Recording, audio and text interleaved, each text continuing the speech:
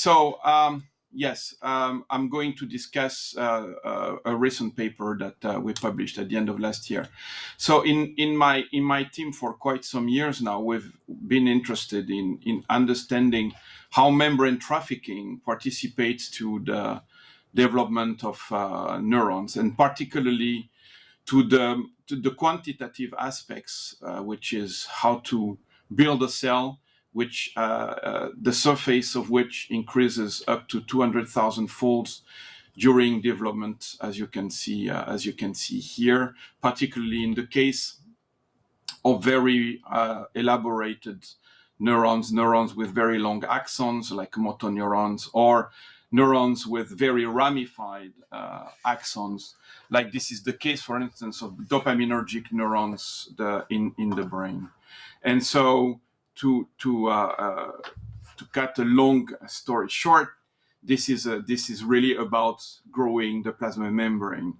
And in order for the plasma membrane to grow, you have to be out of equilibrium. So in a nutshell, an exocytosis should be quantitatively more important than endocytosis, or endocytosis should be kind of inhibited, so that instead of the typical homeostatic equilibrium, then you are really in a situation where there is more membrane brought to the plasma membrane. So how is this happening is a question that we've been asking for quite some years now.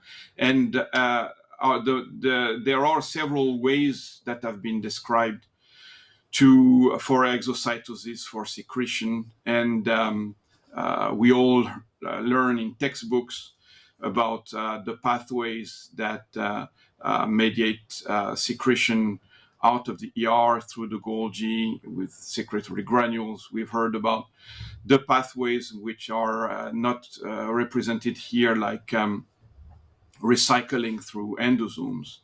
But what emerged in the last decades or so, in the last 10, 15 years, has been a lot of other unconventional mechanisms, such as secretory lysosomes, secretory late endosomes, and many other secretory autophagosome, etc.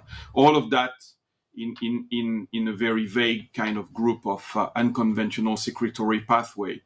The conventional being, I would guess, the one involving the Golgi apparatus at one point. So that could be one way to see this.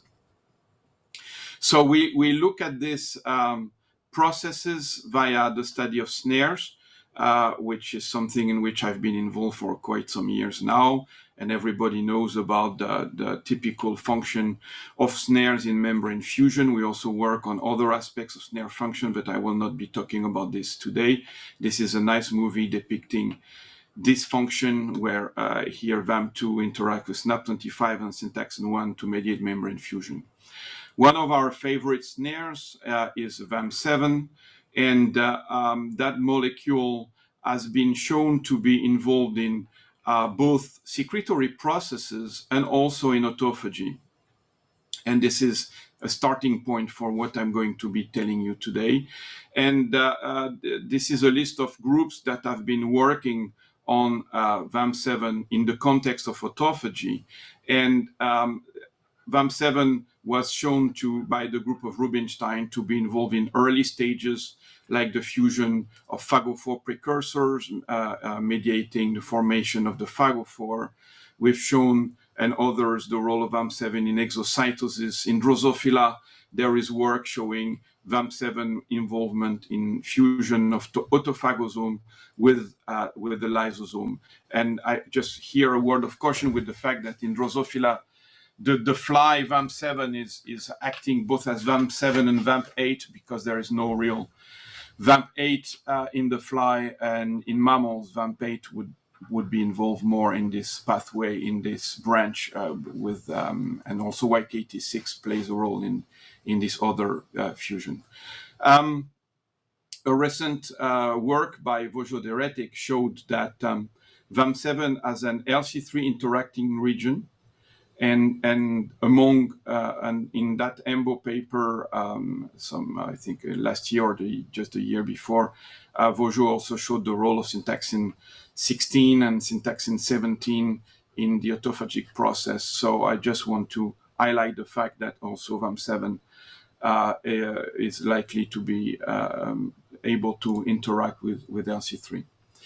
All the work that we carried out and was also done in Cambridge by the group of David Owen showed that VAM7 also, on top of being a snare, is a hub of molecular interactions, particularly via the longing domain. And so I'll come back to this. VAM7 is an original snare protein because it has this globular amino terminal region, which is able to interact with AP3, is able to interact with HRB, and this is for endocytosis, and also with VARP, which I will not be talking about today, but this is all important to keep in mind that on top of its snare interaction, VAM7 also mediates as this important other partners.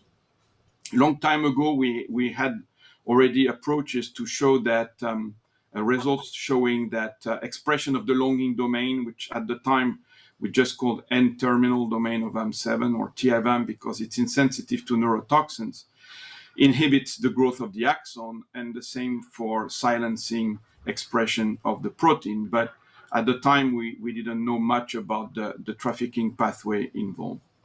So going now to the recent work that we carried out, and when I say we, most of this was carried out by Jose Voshnaki, who is now in Spain, and Jose is online, so he might be able later on also to ask some of your questions.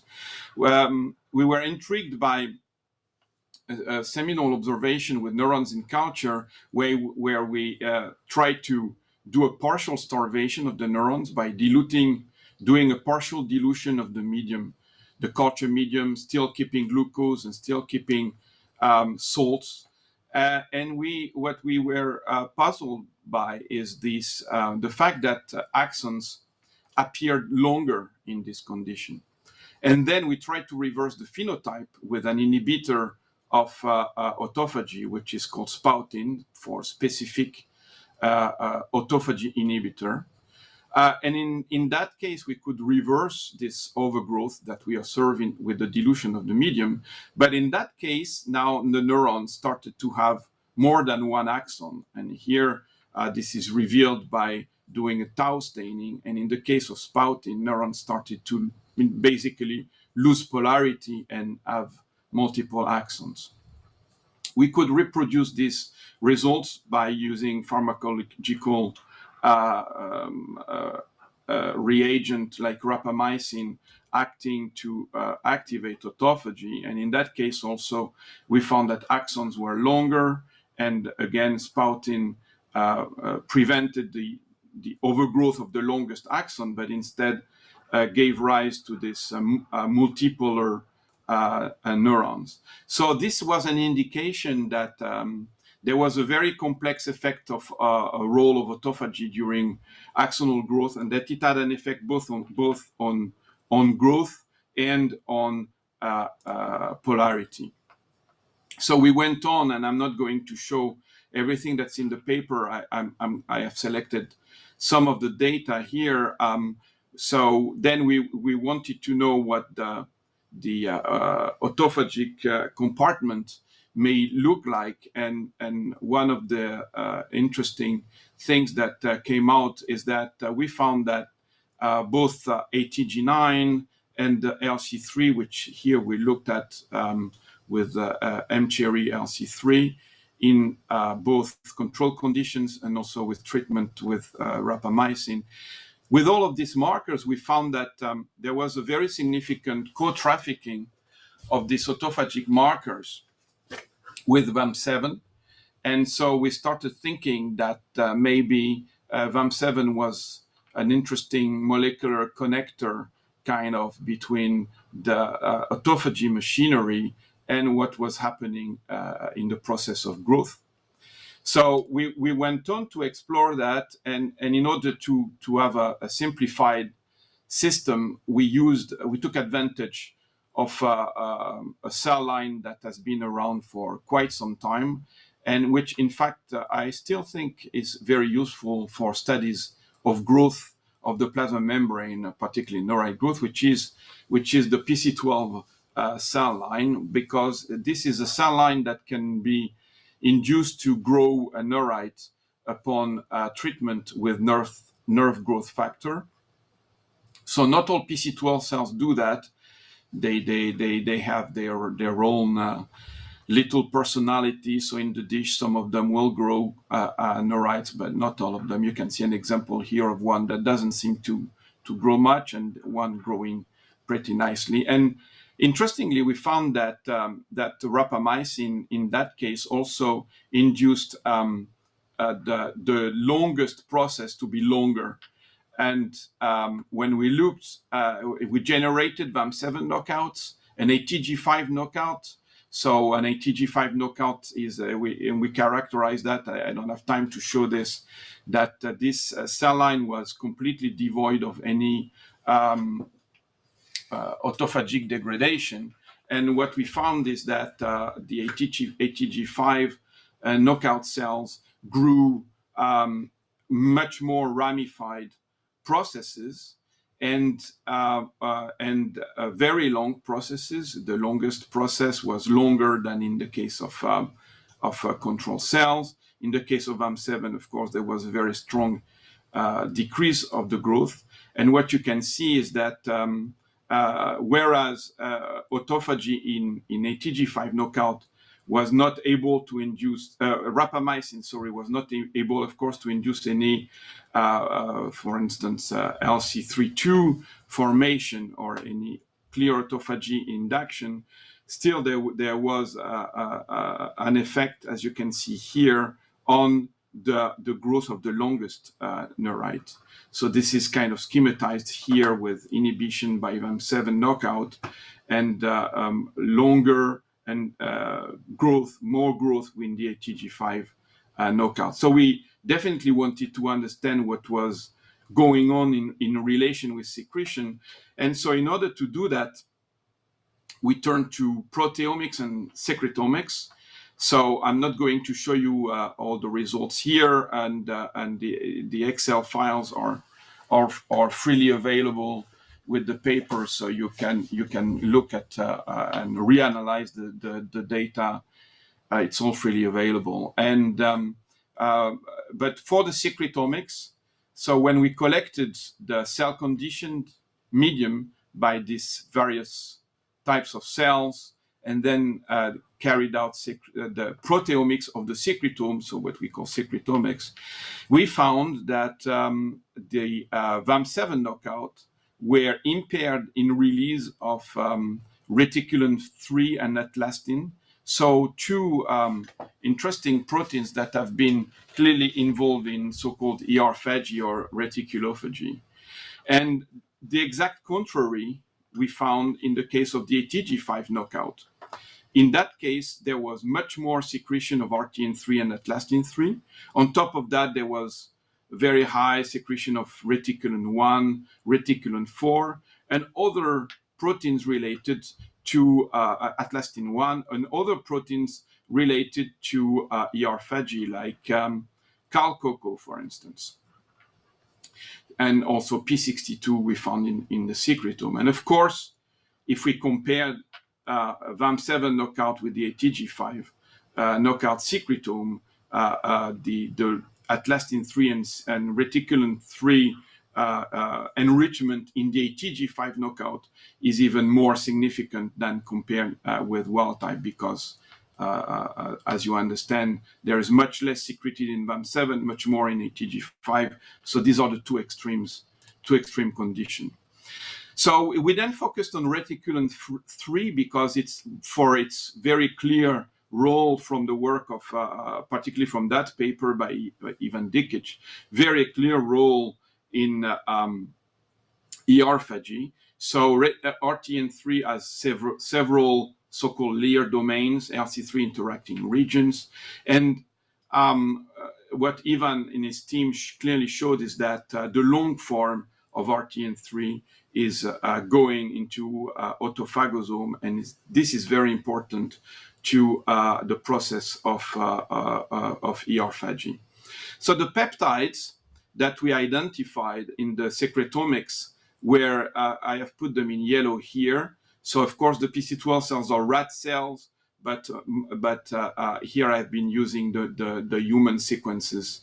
So I converted the peptides here, but this is really the same thing. And so these are the peptides that we identified. And so they are present, these peptides, both in long forms of RTN3 and in the short forms. So from the peptides, we could know if what we were seeing secreted were corresponded to long or short form. So we did Western blot analysis, and we found a clear secretion of the short form of RTN3. We cannot completely say at this point that the long form is not secreted. It's much more, we are looking into this at the moment, but it's much more difficult to really measure that. So we don't know yet, but for sure the short form is secreted. So this is a pretty thorough experiment, and I want, with this Western blot, I want to take you through it because I think there are many interesting things here. So we reasoned that, so what I forgot to say is that the secretomics was done on a secretome that was precipitated by TCA. So it's the full repertoire of proteins that are in the secretome. But then we reasoned, because RTN3 is membrane associated, that it might be, of course, associated to membranes in the secretome. So we precipitated what we thought would be the largest and densest membranes at 15,000 G, and then analyzed that by Western blotting. So what you can see is that, and then we did this experiment in controlled conditions, treating with rapamycin and treating with baphynomycin, which is another way to prevent degradation in the lysosome and degradation in the autophagic pathway. And what you can see here is that in wild-type cells, this is the cell lysate. You can see that, of course, ATG5 knockout cells accumulate P62. They are unable, of course, to make LC32, which would be here. This might be the form of LC3, which is not spliced, and this is LC31 here. So, of course, they don't make any LC32 as expected. Very interestingly, there is an overexpression of VAM7 in ATG5 knockout cells, and clearly enrichment also in this shorter bands here, which you will see later on, is also getting secreted. This is a cytoplasmic fragment of VAM7. And when we looked at the secretome, we confirmed what we had found by proteomics, and you can see that there is a clear secretion of RTN3. We can see that there is more in the secretome if we prevent its intracellular degradation. And also the same is true for LC32, which is clearly found here. And you can see that this is all decreased in the VAM7 knockout in agreement with the secretomics. And this is increased in the case of RTN3 in the ATG5 knockout. Of course, in the ATG5 knockout, extracellular secreted membranes, we're not finding LC32 because it's not produced in the first place. So this is why we did not even bother quantifying it. So indeed, we were able to identify VAM7 dependent secretion of P62, RTN3, LC32, increased secretion of RTN3 by ATG5 knockout.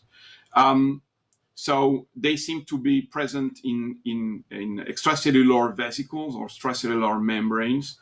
And the main form of RTN3, which would be secreted, is 25 kilodalton.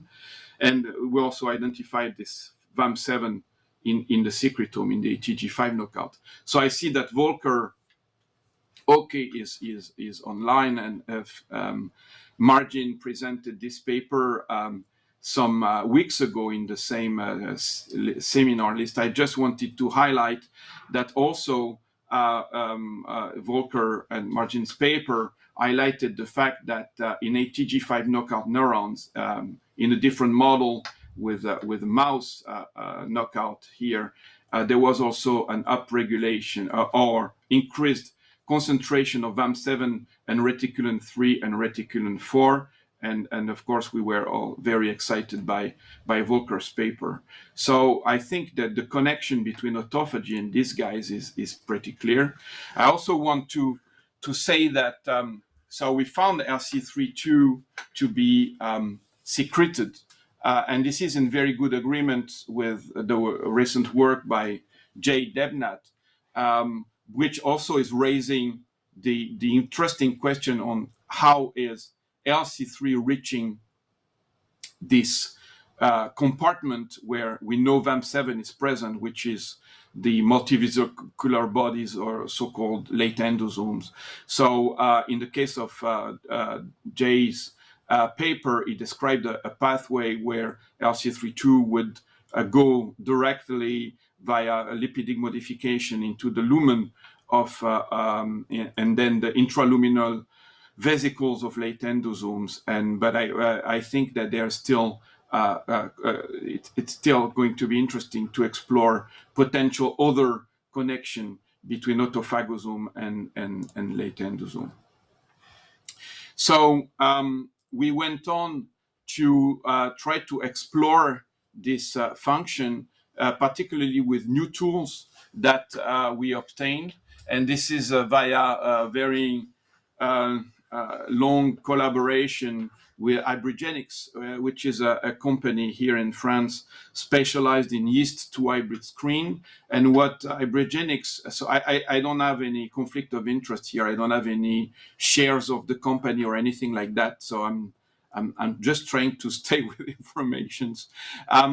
What they are now doing is they're able to select VHH, so synthetic antibodies using phage display or yeast to hybrid screens. And so they obtain for us VHH synthetic antibodies against many V-snare proteins, including VAM7. And so we characterized one of them, which in the paper we have called F11. And F11 is a specific synthetic antibody directed against VAM7, not reacting with other VAMs or SEC22, for instance. And the beauty of these antibodies is that you can transfect cells with, and this is what Jose did in this experiment, where F11 tagged with mCherry was transfected into neurons, and we carried out the same kind of experiment, which I showed you at the beginning, where we diluted the media. You can see here that with the diluted media, the longest, the axon, so the longest process of the neuron is increased in length, as I showed you at the beginning. And this phenomenon was abolished by expressing the antibody against VAM7 tagged with mCherry. So we think that there's a clear involvement in this process of VAM7. Another approach that we took to try to connect VAM7 with Reticulon 3 is the use of the longing domain, because as I showed you at the beginning, expression of the longing domain in itself inhibits neurite growth, axonal growth particularly, and the longing domain expressed in cells was shown in previous papers to by Stephanie Gupton when she was a postdoc. She was able to show that the longing domain of VAM7 inhibits the fluorine exocytic activity of VAM7, and we also showed that VAM7 longing domain plays an auto-inhibitory mechanism that then also can be reproduced by expressing the longing domain by itself.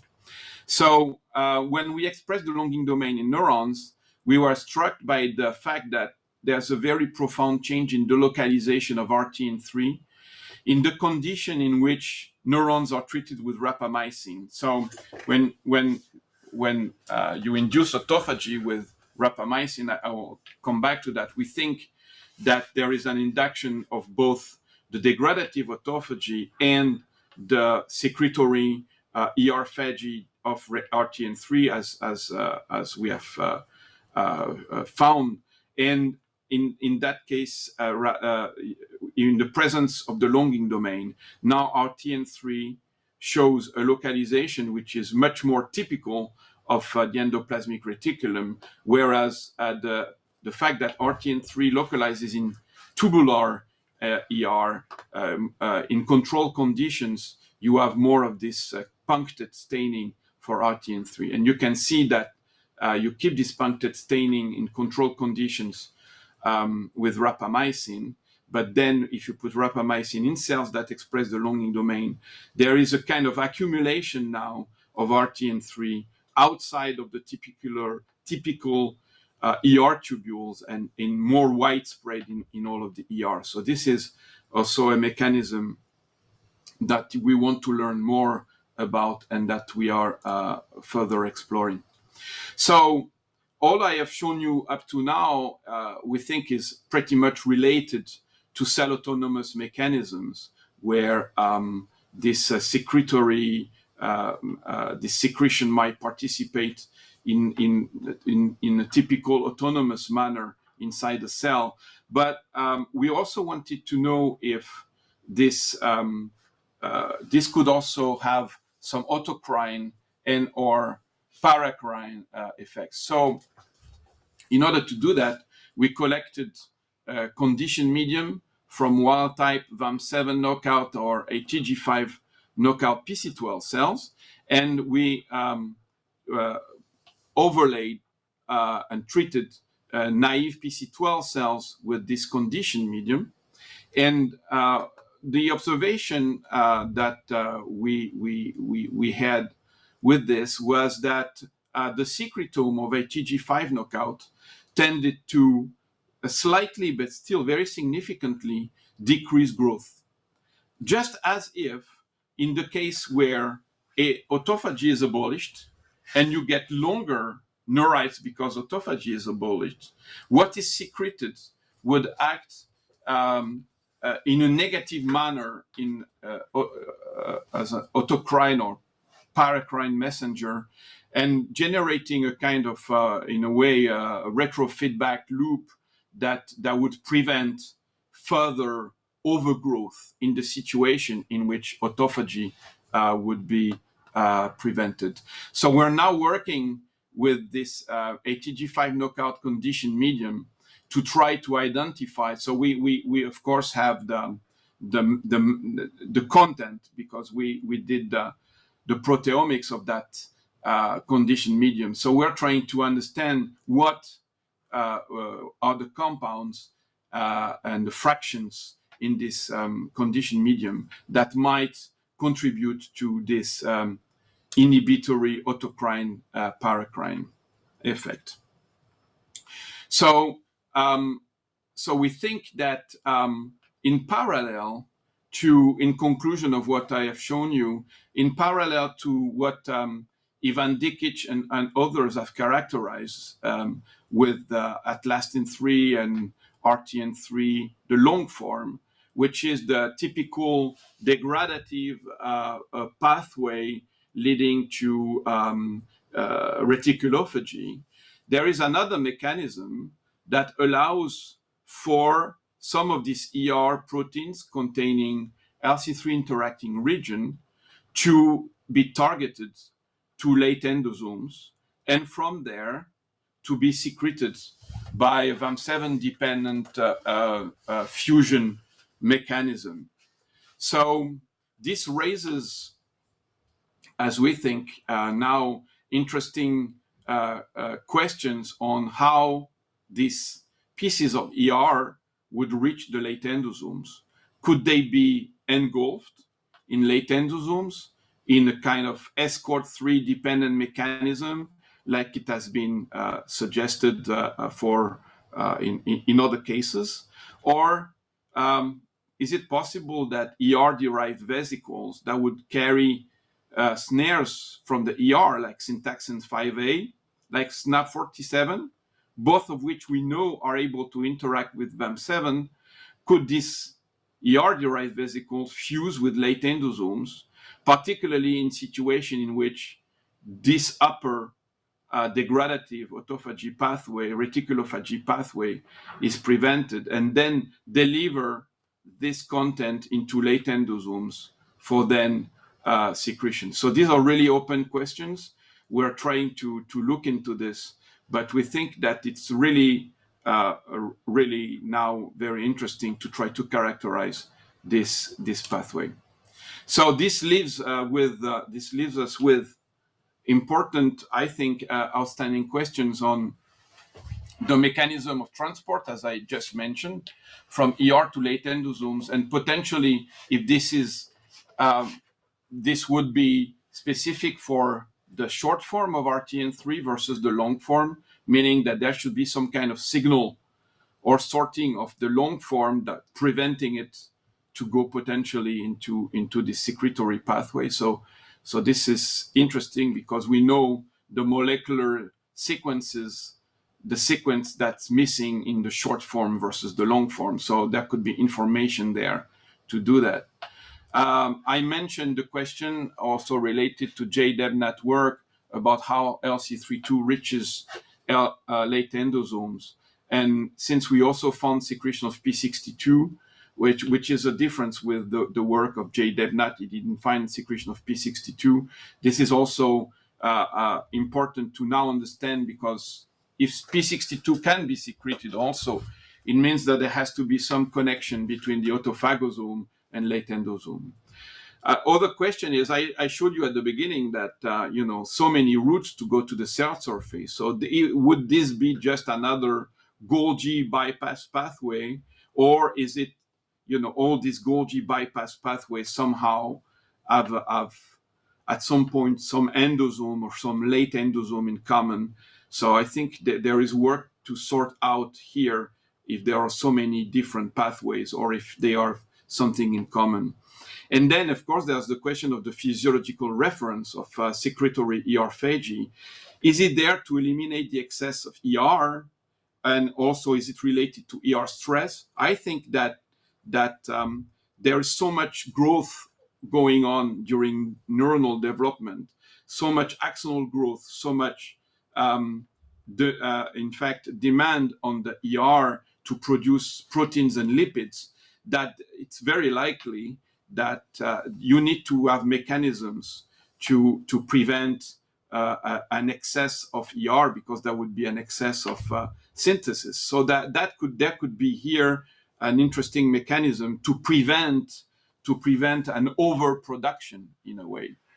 But there could be also autocrine and paracrine function related maybe to the release of some of these molecules that could be signaling to neighboring cells that there is ER stress or there is excess of something, excess synthesis going on in the neighbor neurons. So I think these are all open questions, and we are very, very motivated to try to work along these lines. So with this, I would like to thank all the people who have contributed to this, particularly Jose Wojnacki, who is now in Spain, and together with Beatriz, Francesca, Sébastien, and also Somia for the more recent work, with help from undergrads, Amin and Marie, and technical help from Axel. And of course, we've had great collaboration, great platform for proteomics at the Necker Hospital, led by Chiara Guerrera, and great help from people at the microscopy facility of IPNP, Julien and Philippe. And I didn't have time, I didn't want to go into all the detail, I didn't have time to show you the lipidomics. We did lipidomics with Sin Man Lam and Guanggu Shai, and also found really interesting defects of lipids in the VAM7 knockout and in the ATG5 knockout. And this has been a collaboration for many years with two aficionados of autophagy that converted me to this, Claudio Fader and Marisa Colombo. And with this, I thank you.